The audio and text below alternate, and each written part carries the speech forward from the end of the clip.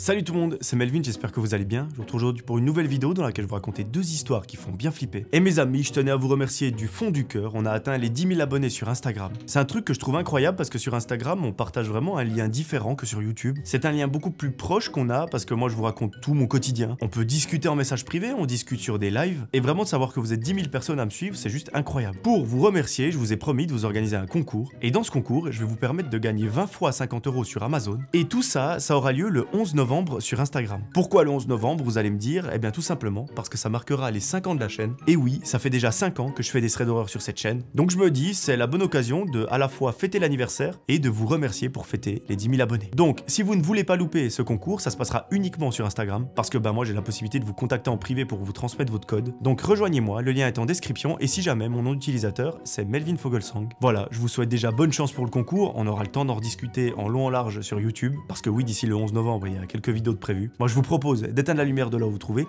et on est parti pour l'histoire du jour. Cette histoire, mes amis, c'est celle d'Alex. Il est au lycée et il a une vie plutôt banale. Il traîne toujours avec le même petit groupe d'amis qu'il connaît depuis des années déjà. Et pour lui, ce groupe, c'est carrément devenu sa famille. Alex nous dit qu'à cette époque, ce n'est pas un gars qui cherche les embrouilles ni même l'aventure. Lui, c'est plutôt quelqu'un qui aime quand tout est tranquille. Mais malheureusement, un soir, il va se laisser embarquer dans un plan assez merdique et il va vivre un véritable cauchemar. Un jour, alors qu'ils sont en pause au lycée, un des potes d'Alex propose d'aller camper. Pas dans un vrai camping, évidemment, mais genre d'aller camper dans la forêt, dans un endroit perdu où il y a absolument personne, juste eux, la nature et la nuit. Son pote, il dit que ça pourrait être incroyable de faire un feu, de dormir sous des tentes et de passer une soirée différente de celle qu'ils ont l'habitude de faire, c'est-à-dire à rester chez eux, à jouer à l'ordinateur, à la PlayStation ou à regarder un film. Alex nous dit qu'il hésite un petit peu parce qu'il trouve l'idée un peu bizarre. De base, lui, le camping, c'est pas du tout son truc, et surtout, il en a jamais fait entre potes. Mais bon, la pression sociale a été trop forte pour Alex et il a fini par dire oui, qu'il acceptait, et même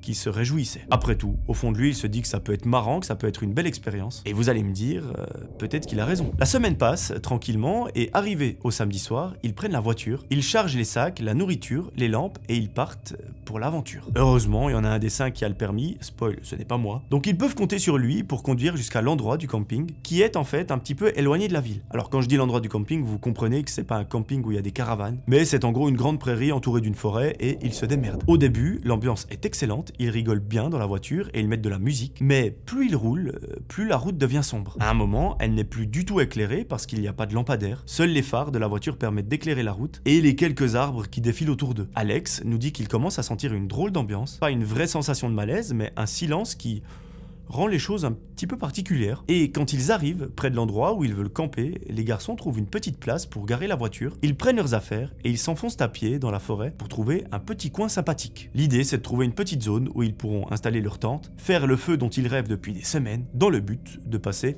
une excellente soirée. À un moment, ils tombent sur une zone qui est parfaite, elle est grande et très vide, il y a simplement des arbres, zéro lumière et surtout un silence qui est horrible. Les potes d'Alex, vous commencez à les connaître, ils trouvent ça extrêmement cool, mais lui, les trucs qui font flipper comme ça le rend un petit peu mal à l'aise. Il essaye tant bien que mal de faire comme si de rien n'était, parce qu'à ce moment-là, il se dit dans sa tête que heureusement c'est pour une nuit et pas une semaine, donc normalement il devrait tenir le coup. Et nous, on espère pour notre ami Alex que le temps il passe vite. Le petit groupe installe les tentes, il ramasse du bois pour allumer un feu, et notre ami, il nous dit qu'au début, tout se passe plutôt bien. Le feu, il fait un petit peu de bruit, il crépite, donc forcément ça devient un petit peu moins angoissant. Ça éclaire bien, donc ça installe une petite ambiance chaleureuse. Le groupe mange les petits sandwichs qu'ils se sont ramenés, ils rigolent bien et c'est juste nickel. Finalement, Alex, lorsqu'ils sont en train de passer ce moment ensemble, il se dit qu'il a bien fait de venir parce qu'il passe vraiment un agréable moment. Lui qui pensait que ça allait être à chier, au final, il a même plus envie de partir. Donc, c'est tout bénef. À un moment, un des potes d'Alex a une belle idée de merde, c'est d'aller marcher pour explorer dans les bois, juste histoire de voir ce qui les entoure avant d'aller dormir. Après tout, ils ne sont pas venus là pour rien. Alex, il hésite, il n'a pas trop envie de s'enfoncer dans la forêt comme ça, mais il se dit qu'il va pas rester seul ici, alors il les suit un petit peu par dépit. Ils prennent leur lampe de poche et vont tous ensemble dans la forêt, et en marchant, ils se font des blagues pour se faire peur, mais l'ambiance est bon enfant. Alors autant vous dire qu'à ce moment-là, il n'y en a pas un qui sait où il va, mais la seule chose dont ils ont envie, c'est d'explorer. Mais très vite, l'ambiance va changer. Tous les membres du groupe se retournent, et ils voient qu'ils ne distinguent plus le feu de camp. Pourtant, ils ont fait exprès de le laisser allumer pour avoir un repère, pour pouvoir se guider, mais là, ils ne le voient plus. Pourtant, ils sont pas si loin, donc Comment est-ce que ça se fait? Est-ce qu'ils ont vraiment marché plus vite que prévu ou est-ce que le feu s'est éteint tout seul? Les deux solutions, elles leur paraissent impossibles. Alex, au fond de lui, il sent qu'il y a quelque chose qui cloche, mais ses amis ne veulent pas faire demi-tour. Ils se disent qu'après tout, c'est peut-être le vent ou un truc du style qui a éteint le feu et que ce n'est pas si grave, ils le rallumeront une fois qu'ils arrivent sur place. Maintenant qu'ils sont là, vous me direz autant profiter, sauf que, à un moment, tout devient très calme, et même un petit peu trop calme. Alex nous dit qu'il sent un truc bizarre, un truc qu'il ne comprend pas vraiment. Il regarde autour de lui, et il a cette étrange impression qu'ils ne sont pas seuls dans cette forêt. Bon, il ne dit rien parce qu'il ne veut pas faire paniquer les autres, mais il se dit gentiment qu'il faudrait rentrer. Mais pas rentrer au campement,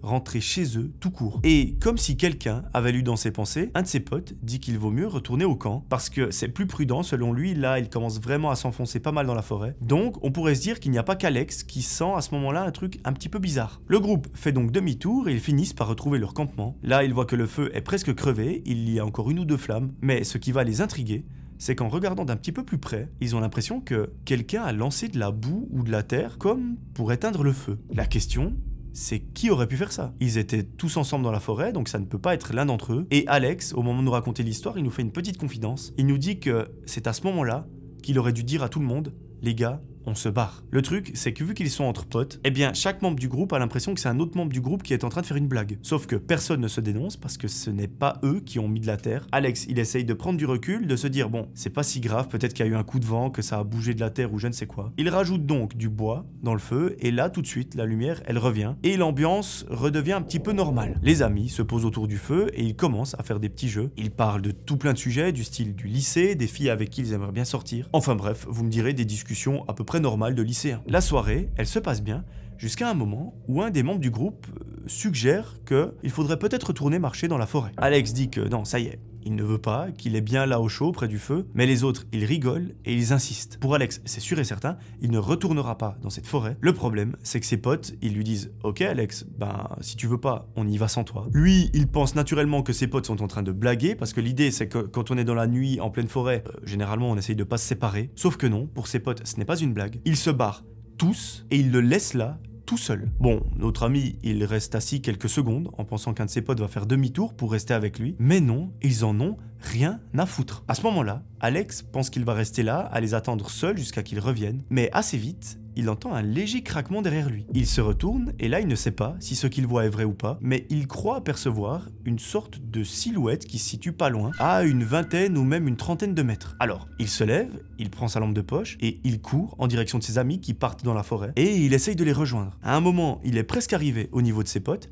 Il se retourne et il voit en direct le feu de camp qui est en train de s'éteindre. Ses potes rigolent avec lui et ils lui disent « Ah, on savait que tu nous rejoindrais, tu ne resterais pas seul. » Et Alex, il n'a même pas le temps de dire un mot, qu'il voit un de ses amis qui s'arrête net. Il ne bouge pas d'un poil, il est pétrifié et il est en train de fixer quelque chose. Le groupe se regarde parce que personne ne comprend ce qu'il est en train de faire et leur pote, il est en train de fixer quelque chose un petit peu plus loin entre les arbres. Il ne dit rien et il lève sa lampe de poche. Alex nous raconte que le faisceau lumineux de la lampe éclaire un truc, et ce truc, c'est une forme suspendue entre deux arbres. Alors, au début, c'est pas clair, parce qu'ils sont assez loin, c'est flou, ça bouge, mais pour Alex, il y a une chose dont il est sûr, c'est que cette forme, on dirait une silhouette. À ce moment-là, personne ne parle, limite personne ne respire, ils regardent tous dans la même direction sans oser faire le moindre bruit. Ils se mettent à avancer légèrement vers ce truc, donc cette forme, et plus ils s'approchent de ce truc, plus ils comprennent que ce qu'ils voient n'a rien d'un vêtement ou même d'un mannequin, c'est trop droit, c'est trop figé, c'est trop humain. Et là, notre ami Alex, il a le cœur qui bat à 1000 à l'heure, il a juste l'impression qu'il va crever. Il s'approche encore un petit peu assez lentement jusqu'à apercevoir un visage, ou du moins quelque chose qui y ressemble. À ce moment-là, il nous explique qu'il lâche des dingueries, des injures à voix basse, et il recule d'un pas tellement ça lui a fait peur. Ses potes à côté voient la même chose, et tout à coup, tout le monde se met à reculer, personne crie, personne ne parle, ils font simplement demi-tour, ils ne courent pas, ils marchent assez vite, parce qu'ils ont peur de faire du bruit, et ils vont faire ça jusqu'à revoir leur campement. Quand ils reviennent autour du feu, plus personne ne rigole. Alex nous dit qu'ils rangent tous leurs affaires en silence. Personne n'ose dire qu'ils doivent se barrer immédiatement de là, mais tout le monde pense la même chose. Une fois les affaires pactées, ils se dirigent vers la voiture pour s'en aller. Et il y a juste un des mecs qui à un moment parle et il dit « Sérieux les mecs, c'était quoi ça ?» Mais vous vous doutez bien, tout le monde est tellement choqué que personne ne répond. Il monte dans la voiture, le conducteur tourne la clé et rien. Le moteur fait un petit clic, puis il n'y a rien. Alors, Bon, pas de panique, il se dit bon, il fait un petit peu froid, peut-être que le moteur a pas gelé, mais que voilà, il n'est pas en forme. Il réessaye, mais il n'y a rien. Le moteur ne veut pas démarrer. Là, bon, c'est pas qu'il comprend, mais c'est tout comme les phares, en fait, ils sont restés allumés tout le long où ils étaient dans la forêt, parce qu'il a tout simplement oublié de les éteindre, donc ça veut dire que la batterie de la voiture est vide. En fait, il nous explique que lorsqu'ils sont arrivés, il faisait tellement nuit noire que les phares de la voiture, c'était leur seule source de lumière, donc ils n'ont pas pensé à les éteindre. Alex nous dit que c'est à ce moment-là que tout le monde sent gentiment la panique monter, ils se regardent et ils comprennent qu'ils sont bloqués ici pour toute la nuit. Et encore, eux, ils n'ont pas l'info que Alex, lorsqu'il était seul au campement, il a entendu 2-3 branches craquer, 2-3 bruits assez bizarres. Donc cette histoire, on peut dire qu'elle commence un petit peu à mal tourner, si je peux dire. Les amis regardent leur téléphone, mais vu qu'ils sont au milieu d'une prairie, au milieu d'une forêt, ça capte relativement mal. Et là, on comprend assez rapidement que c'est la merde. Notre ami Alex, il respire un grand coup, il essaye de faire le mec assez calme, et il dit à ses potes qu'ils vont retourner au campement, rallumer le feu et attendre qu'il fasse jour pour trouver une solution pour rentrer. Même s'ils doivent rentrer à pied, ils le feront, tant pis. Mais là, ils ne peuvent pas parce qu'on est en pleine nuit et on ne voit que dalle. Ils sortent tous de la voiture et ils retournent en direction du campement. Ils rallument le feu, ils s'installent à nouveau. Alex n'arrive plus à penser à autre chose qu'à cette forme suspendue qu'il a vue à travers les arbres. Il se demande s'ils ont vraiment vu ce qu'il croit, mais au fond, il y a un truc qu'il sait, ce qu'il a vu. Pour lui, c'est sûr et certain, ce n'était pas un mannequin. Bon, ils sont autour du feu, ils discutent, ils parlent de tout et de rien. L'ambiance redevient conviviale jusqu'au moment où tout le monde entend au même moment un craquement comme si c'était une branche qui venait de craquer derrière eux. Avec tout ce qui vient de se passer, ils comprennent très vite qu'ils ne sont peut-être pas si seuls que ça dans la forêt. Alex chuchote, il leur dit « Vous avez entendu ?» Mais personne ne répond. Et Alex, en même temps, on a envie de te dire « Bien évidemment que tout le monde a entendu. » Puis, ils entendent un deuxième craquement, puis un autre, qui est plus proche. Comme si quelqu'un tournait autour du campement de façon très lente. Grâce à son instinct de survie, Alex, il éteint sa lampe de poche et il dit à tout le monde de faire pareil. Pendant ce temps, le bruit continue. Il y a des pas dans les feuilles, des petits bruits de branches qui craquent, et à un moment, ils croient même entendre un petit souffle. Ils sont tous pétrifiés, et ils attendent un moment, et puis tout à coup, il n'y a plus rien. C'est le silence total. Alex nous raconte que ce silence-là, c'est presque pire que le bruit, parce qu'il sait que la potentielle personne qu'ils entendaient, elle est toujours là, mais elle est cachée. Autant vous dire que les garçons n'osent plus du tout bouger. Ils restent assis à écouter, puis à un moment, ils entendent un nouveau truc. C'est un frottement contre une tente qui est tout proche d'eux, comme une main qui glisse sur le tissu. Alex, il est à 2 doigts de l'arrêt cardiaque, il retient son souffle et il écoute. Le bruit, il se déplace d'une tente à l'autre, il rallume sa lampe de poche, les autres lui hurlent dessus de l'éteindre, mais là, il voit quelque chose de bizarre, pas très loin d'eux. Il regarde de façon un petit peu plus sérieuse, et là, entre 2 troncs, il voit la même forme suspendue que celle de tout à l'heure. Absolument tous les membres du groupe la voient, et le pire, c'est que cette silhouette, elle bouge. C'est pas beaucoup, c'est un simple balancement, comme si quelqu'un venait de l'accrocher ici. Et Alex, mes amis, à ce moment-là, il nous dit qu'il ne s'est jamais autant chié dessus. Ils n'ont pas de réseau, il fait nuit noire, la voiture ne démarre plus, et on a un truc qui se balance en 2 troncs, on ne sait pas exactement ce que c'est, mais au fond de nous, on sait très bien, et des bruits de pas qui sont autour de nous. Il n'y a, je pense, pas pire comme situation. Du coup, nos amis, ils ont pour moi une idée de merde à ce moment-là, mais ils vont se cacher dans une tente, donc tous dans la même. Ils se disent, bon, au moins s'il se passe quelque chose, ils sont plusieurs et ils pourront peut-être attaquer la personne. Et ils attendent désespérément que le soleil se lève. À ce moment-là, ils entendent toujours des pas comme si quelqu'un faisait le tour, mais pas seulement le tour du campement, mais le tour de leur tente. Cette personne, elle marche en rond, en chantonnant un petit air très glauque, et nos amis, ils ont juste envie de se décomposer. Ils ont simplement l'impression qu'ils ont affaire à un tueur en série qui va les zigouiller, et que d'ici quelques heures, c'est la fin pour eux. Au bout d'une dizaine de minutes, ils entendent que la personne se met à ouvrir les tentes une par une, ils voient l'ombre à travers leur tente, donc qui est en train d'ouvrir les autres, et à un moment, ils se pointent devant la leur, et ils ne bougent plus. Ils restent là, fixes, devant la tente, pendant un long moment qui leur paraît être une éternité. Il est genre 3 h du matin à ce moment-là, imaginez-vous un petit peu, et au bout de quelques minutes, le mec, il s'éloigne. Tout le monde se regarde dans la tente, ils se disent mais qu'est-ce qu'on est en train de vivre? Et ils restent comme ça pendant des heures et des heures. C'est vers 6 h du matin que le soleil commence gentiment à se lever et c'est pile à ce moment que les garçons ils sentent une odeur un petit peu particulière. Cette odeur, c'est quelque chose qui brûle. Comme ils n'entendent plus rien autour d'eux, ils sortent tout doucement de la tente et là, c'est la stupéfaction. La tente qui est à côté d'eux est en train de brûler parce que quelqu'un lui a mis le feu. Les mecs sont terrorisés parce qu'ils se disent que ça aurait pu être la leur et qu'ils auraient juste été piégés. Mais maintenant qu'il fait jour, c'est décidé, ils vont se barrer de là en abandonnant toutes leurs affaires et la voiture y compris. Ils reviendront sûrement plus tard avec un adulte ou même la police pour récupérer tout ça. Mais là, l'extrême priorité, c'est de se barrer. Avant de partir, ils veulent aller voir de plus près la silhouette suspendue pour la prendre en photo afin de la montrer aux policiers. Mais lorsqu'ils arrivent à l'endroit où était suspendue la silhouette, ce n'est plus du tout la même chose qu'ils voient. Cette fois-ci, c'est une sorte de poupée à taille humaine qui est suspendue et qui effectivement se balance un petit peu. Alex, il ne comprend que dalle parce qu'ils sont sûrs et certains d'avoir tous vu la même chose. C'était un humain qui était suspendu et rien d'autre. Ils prennent quand même une photo de la poupée et ils se barrent de là à pied. Après 1h30 de marche, ils arrivent enfin chez eux et ils racontent tout à leurs parents qui sont horrifiés. À un moment, les parents d'un des potes d'Alex retournent sur les lieux pour chercher les affaires et accessoirement pour récupérer la voiture. Ce qu'ils vont découvrir sur le pare-brise de cette voiture, c'est effrayant à souhait. Il y a un petit post-it qui est collé et lorsque le père le regarde, il est écrit « Ne venez plus jamais camper ici ». Les parents, autant vous dire qu'ils ne font pas les malins, ils récupèrent toutes les affaires, la voiture, ils la laissent ici et ils se barrent. Ils se rendent immédiatement au commissariat le plus proche pour les informer de ce qu'ils viennent de voir et surtout ce que les enfants ont vécu la nuit passée. Et à partir de là, il y a une enquête qui est menée. Quelques semaines plus tard, quand Alex est en cours au lycée, un de ses potes lui envoie un message. Notre ami, il l'ouvre et il voit que c'est un article où il est écrit qu'un homme d'un certain âge vivait seul dans une maison qui est proche de la forêt et qu'apparemment, il a été arrêté parce qu'on a retrouvé chez lui des choses extrêmement bizarre. C'était des mannequins qui étaient suspendus dans sa cabane, tous habillés avec des vêtements de randonneur. Et chose beaucoup plus macabre qu'on a trouvé dans la forêt, c'est que malheureusement, on a trouvé un corps. Je vais vous épargner les détails, mais en gros, dites-vous qu'il ne touchait pas le sol. Le seul problème, c'est qu'on n'arrive pas directement à faire le lien entre ce mec qui a été arrêté et ce corps. Le mode opératoire, vous allez me dire, il a quand même l'air très proche de ce qu'on a retrouvé dans sa cabane, mais malheureusement, il n'y a pas d'empreinte ni même de preuves formelles. Après la plainte des parents, les policiers ont décidé d'enquêter sur cette forêt parce qu'apparemment, c'est pas la première fois qu'il se passe des choses assez particulières, et en plus de ça, ce n'est pas le premier groupe de jeunes à dire qu'ils ont vécu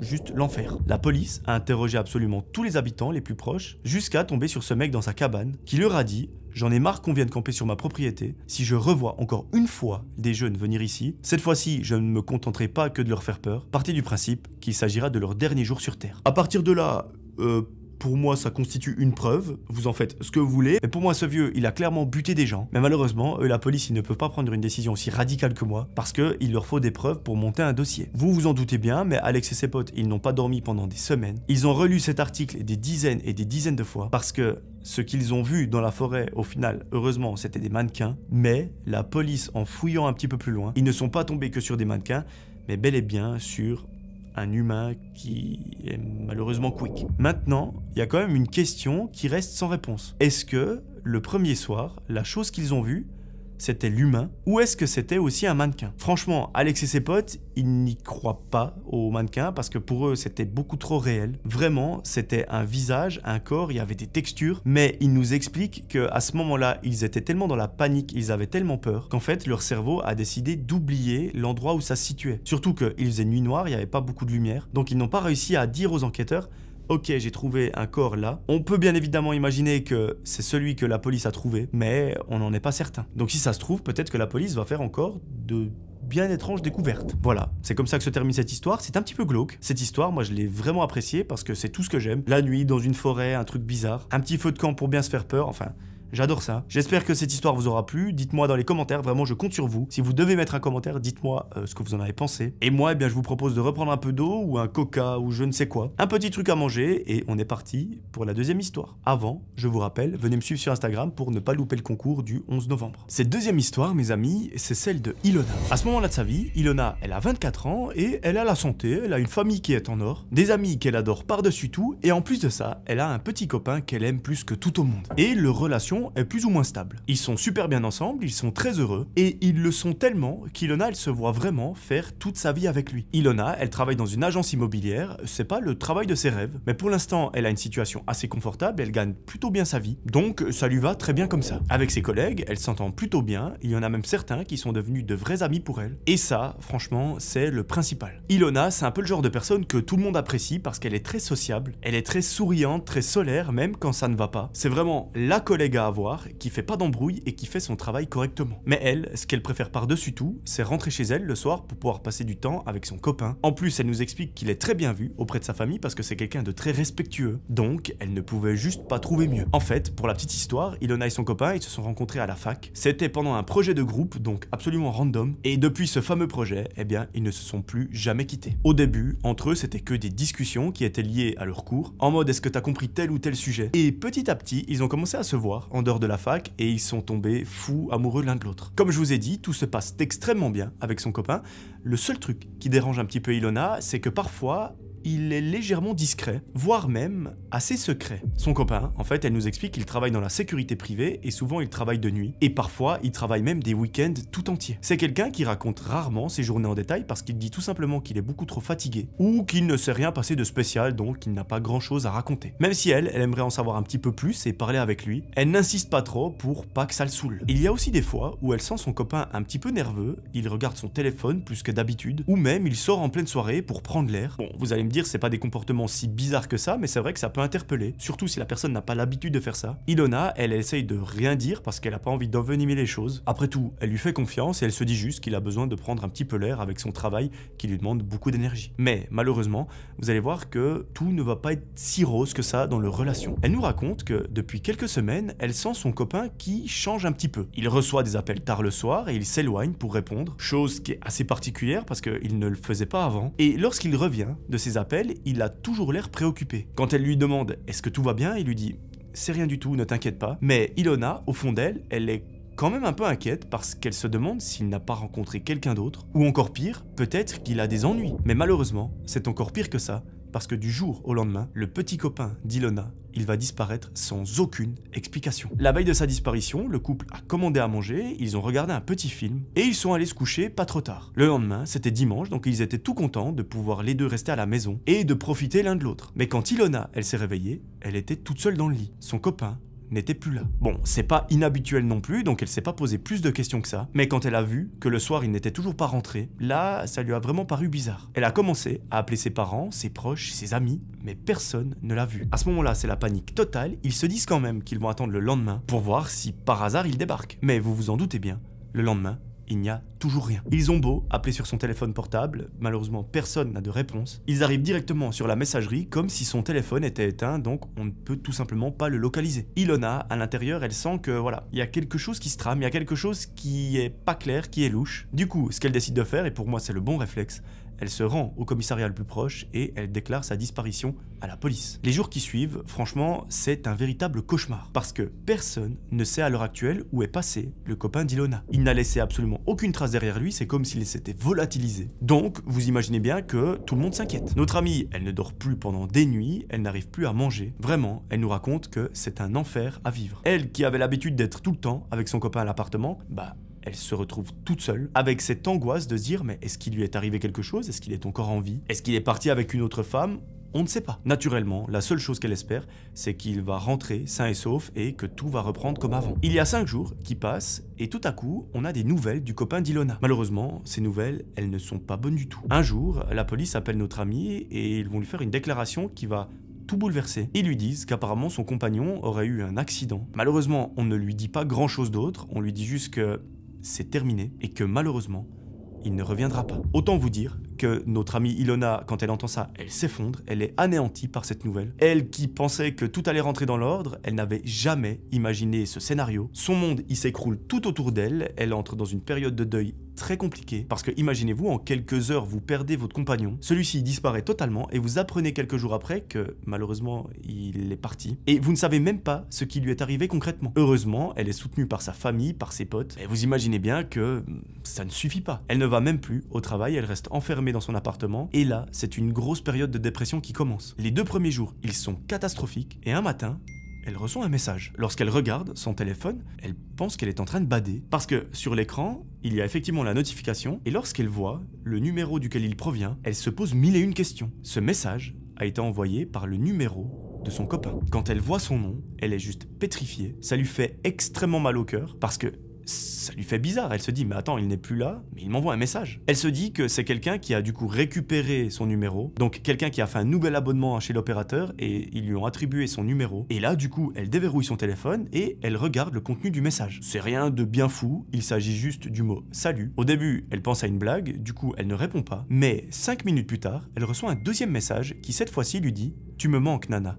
Alors là, notre amie, elle est scotchée sur place. Elle n'arrive même plus à bouger parce qu'elle sait qu'il y avait que son copain qui l'appelait avec ce petit surnom. Et là, du coup, de recevoir un message avec son numéro à lui et ce mot à l'intérieur, alors qu'on le rappelle, il est censé être décédé. Franchement, à la fois ça la rend trop mal et en même temps, ça la fait extrêmement flipper. Elle décide de ne pas répondre parce que pour elle, c'est toujours une blague et c'est une blague de très mauvais goût de la part de la personne qui a récupéré son numéro. Après tout, ça peut même être quelqu'un qui a hacké son téléphone et qui veut jouer avec ses nerfs. Et vu la période de deuil qu'elle est en train de traverser, c'est franchement pas cool de lui faire ça. Quelques jours plus tard, Ilona, elle reçoit un nouveau message de ce même numéro de téléphone et cette fois-ci, il lui dit « Ne jette pas la veste bleue, c'est ma préférée, garde-la s'il te plaît ». À nouveau, notre amie est beaucoup trop mal parce qu'elle ne sait pas qui pourrait s'amuser à lui envoyer de tels messages. Surtout qu'ils contiennent des détails extrêmement personnels et sentimentaux. Et là, la colère commence à monter parce qu'elle se dit « Mais qui peut me faire ce genre de truc ?» Mettez-vous à sa place, là vous avez la colère qui monte, vous avez la tristesse qui monte également. Donc vous avez à la fois envie de crier mais aussi de pleurer parce que Ilona, au fond d'elle, dites-vous qu'elle aimerait secrètement que ce soit son copain qui lui écrive un message, qu'il soit toujours là avec elle et que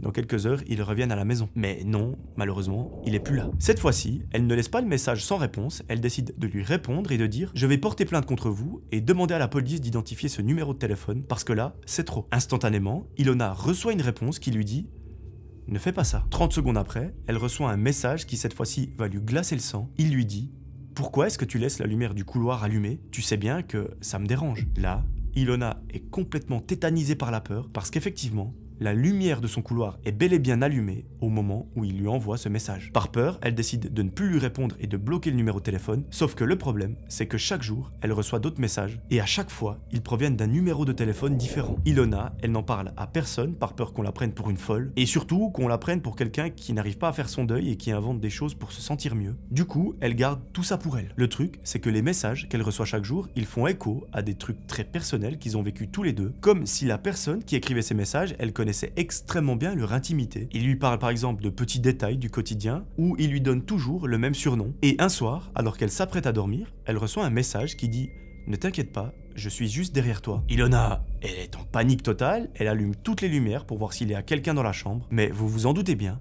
il n'y a personne. À chaque fois, c'est un nouveau numéro et à chaque fois, elle le bloque et à partir de là, elle commence vraiment à être complètement parano. Elle regarde tout le temps derrière elle quand elle sort, elle fait bien attention à fermer sa porte à clé à double tour quand elle rentre chez elle, parce qu'en fait elle ne sait pas du tout qui est cette personne et surtout ce qu'elle lui veut, et ça, on va se le dire, c'est un petit peu flippant. Un soir, Ilona est encore au travail, et elle est plus particulièrement en train de fermer l'agence immobilière dans laquelle elle travaille, lorsqu'à un moment, elle reçoit un message qui lui dit « Je suis à la maison, je t'attends ». Là, elle est en état de choc, parce que c'est la goutte d'eau qui fait déborder le vase. Elle rentre chez elle à toute vitesse pour voir s'il y a bel et bien quelqu'un, mais encore une fois, il n'y a personne. Mais par contre, cette fois-ci, il y a un détail qui l'a fait vraiment flipper, c'est que dans sa chambre, le tiroir de sa table de nuit est ouvert. Elle est pourtant sûre et certaine de l'avoir fermé le matin en partant. Du coup, elle s'approche de ce tiroir et à l'intérieur, elle trouve une photo d'elle et de son copain. Là, des gouttes de sueur commencent à tomber de son front, son cœur bat à 1000 à l'heure parce que elle ne sait tout simplement pas quoi faire. Elle a la confirmation que quelqu'un s'est introduit chez elle et la situation commence à devenir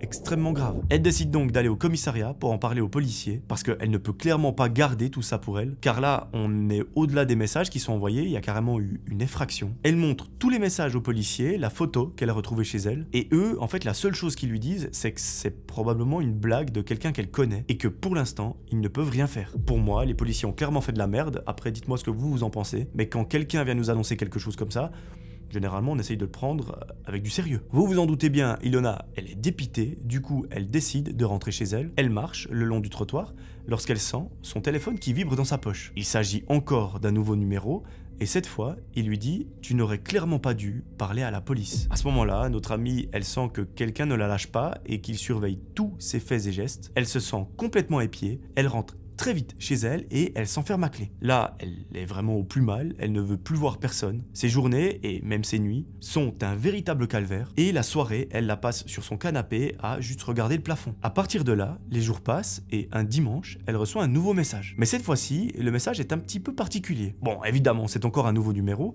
mais cette fois, la personne lui dit de la retrouver au parc, où ils avaient l'habitude de se rendre avec son copain avant qu'il ne disparaisse. Notre amie, elle n'en peut vraiment plus de cette situation, et elle, en ce moment, elle a un seul objectif, c'est de savoir qui se cache derrière ces fameux messages. Elle veut à tout prix savoir qui lui fait vivre un véritable enfer depuis des semaines, alors elle ne se pose pas de questions, et elle y va sans réfléchir. Elle se rend directement à l'endroit où elle avait l'habitude d'aller avec son copain, et elle se pose sur un banc. Elle attend des dizaines de minutes, mais malheureusement, personne ne vient. L'attente est extrêmement longue, elle se demande même si elle ne va pas rentrer chez elle, mais au bout de 25 minutes, elle aperçoit une silhouette qui se dirige vers elle. À ce moment-là, la nuit est tombée, elle ne voit pas grand-chose. Elle commence à paniquer parce qu'elle se dit que peut-être que c'est quelqu'un qui est juste un gros psychopathe, qui a simplement récupéré le téléphone ou le numéro de son copain et qui veut la buter. Mais lorsque la silhouette s'approche un petit peu plus d'elle, Ilona, elle remarque quelque chose qui lui paraît très familier, notamment dans la démarche de cette personne. Alors, elle plisse un peu les yeux, elle essaye de voir, elle reconnaît un petit peu la carrure. Cet homme est habillé avec un pantalon très large, un pull à capuche et il porte une barbe. Il a de longs cheveux bruns et plus il s'approche d'Ilona, plus notre amie, elle est complètement effrayée. Elle a juste peur qu'on veuille la buter et à ce moment-là, la seule chose qu'elle se dit, c'est qu'elle aurait au moins dû prévenir quelqu'un qu'elle était ici, que ce soit la police, une amie ou même sa mère. Mais de venir là, seule, suite à un rendez-vous proposé par un inconnu, qui en plus probablement lui veut du mal, c'est pas le move le plus smart de l'histoire. L'homme s'avance lentement vers elle jusqu'à qu'elle puisse distinguer son visage. C'est bizarre parce que on dirait son copain. Elle est partagée entre plein d'émotions parce qu'elle ne comprend pas du tout ce qui est en train de se passer. On dirait lui, mais en même temps on dirait pas lui. Ilona, elle reste clouée sur place parce que même si son visage est hyper marqué et cerné, qu'il a les cheveux beaucoup plus longs et un style vestimentaire complètement différent, elle a l'impression de le reconnaître. Pour elle, c'est bien lui.